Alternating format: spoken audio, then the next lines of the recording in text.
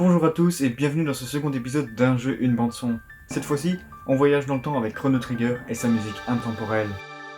Qui aurait pu croire en 1992 que les créateurs de Final Fantasy et Dragon Quest s'uniraient pour créer un nouveau jeu ensemble? C'est pourtant une réalité. Hironobu Sakaguchi, Yuji Horii et Akira Toriyama, aussi célèbres pour son manga plus que culte Dragon Ball, forment une équipe pour concevoir un nouveau titre innovant.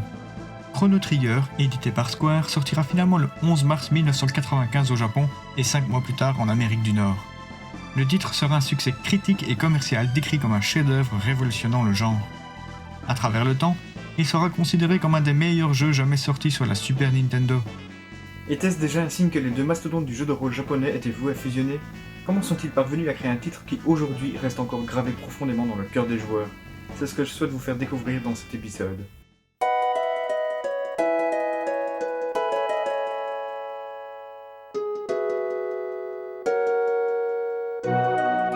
Les concepteurs de Chrono Trigger souhaitaient proposer quelque chose de nouveau et de moins classique aux joueurs. De cela en découlera l'idée de jouer avec le temps en écrivant un scénario uchronique.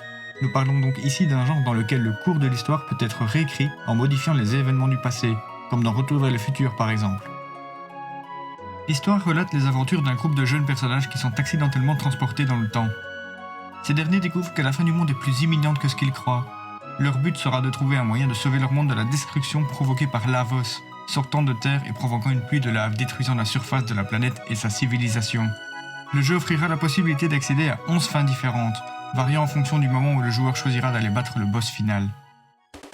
En dehors du voyage dans le temps, le titre intègre plusieurs innovations dans son gameplay. Désormais, le déroulement des combats se fera dans l'aire de jeu, sans réelle transition et cela signera surtout l'absence de rencontres aléatoires.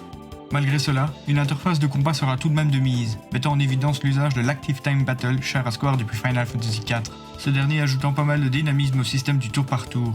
Le joueur pourra également combiner les différentes magies des personnages et devra faire attention au placement de ces derniers, les attaques pouvant être choisies en fonction de leur effet dans l'espace.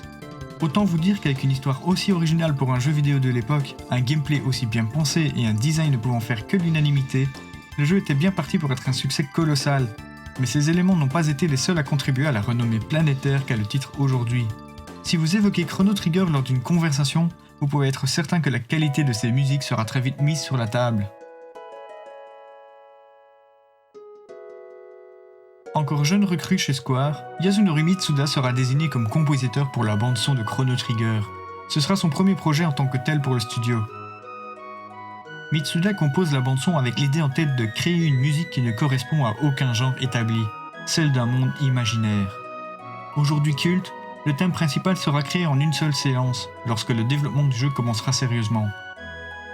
Au final, ce dernier contiendra pas moins de 64 pistes, ce qui est énorme pour l'époque, tout en sachant que Yasunori prendra l'initiative de créer des pistes de plus de 2 minutes chacune, pour éviter de faire tourner des morceaux plus courts en boucle, comme c'est souvent le cas dans les jeux de Square à l'époque. La particularité de cette bande-son est de devoir illustrer chacune des périodes temporelles et leurs ambiances. Les instruments choisis devront donc varier, et les styles passeront de l'électronique aux percussions ancestrales, en passant par les instruments à cordes plus classiques. Le compositeur parviendra à surprendre le joueur à chaque fois qu'il découvrira une nouvelle période de l'histoire. La phase qui m'avait le plus marqué était celle du futur avec ses musiques très apocalyptiques. Là où la réussite est encore au rendez-vous, c'est pour les thèmes des différents personnages et boss majeurs du jeu. Malheureusement, ce travail de titan sera très éprouvant pour le compositeur. Lorsque Mitsuda contracte un ulcère à l'estomac à cause du surménage, il s'éloigne du projet, et Nobuo Uematsu, le compositeur de la série Final Fantasy, prend le relais pour composer 10 pistes supplémentaires pour terminer la partie sonore du jeu. Square aura tout de même la chance de voir revenir Yasunori vers la fin du projet, pareil pour le lancement sur la console de Nintendo. Dès la sortie du jeu, sa bande-son sera très vite encensée et décrite comme un chef-d'œuvre.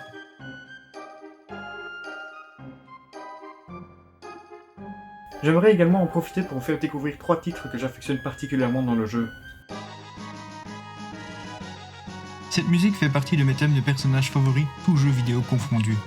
Glenn, de son vrai nom, est un chevalier apparaissant au Moyen-Âge, ce qui explique la palette d'instruments et le style épique de la musique.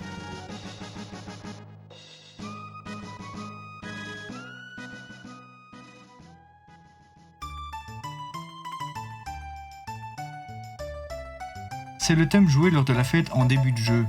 Elle résonne dans la tête avec tellement de nostalgie.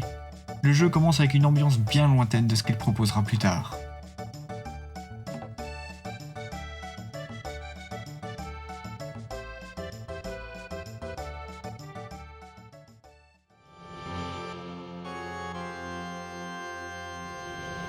Nous voilà au parfait opposé de la musique précédente, le thème de l'antagoniste principal.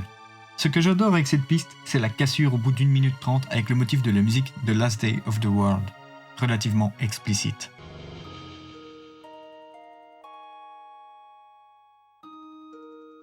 Et parce que je ne pouvais pas laisser passer inaperçu le fait qu'il soit présent sur la bande sonore du jeu, je vais vous présenter un 4e morceau bonus composé par Nobuo Uematsu.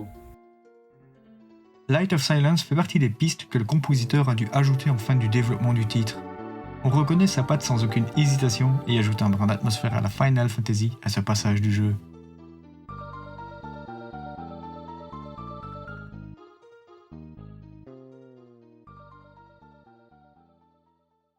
Nous arrivons à la fin de ce second épisode d'un jeu, une bande-son, et j'espère que j'aurai réussi à vous donner un élan de nostalgie avec ce jeu qui fait encore parler de lui plus de 25 ans après sa sortie. Je tiens également à remercier le groupe Facebook JRPG France pour son énorme soutien et je vous invite fortement à aller rejoindre leur page. Ce sont des véritables passionnés et je suis sûr que vous allez apprendre plein de choses. Rejoignez-moi également sur les réseaux sociaux tels que Facebook, Twitter, Instagram et même mon Discord. Je vous mets tous les liens en description.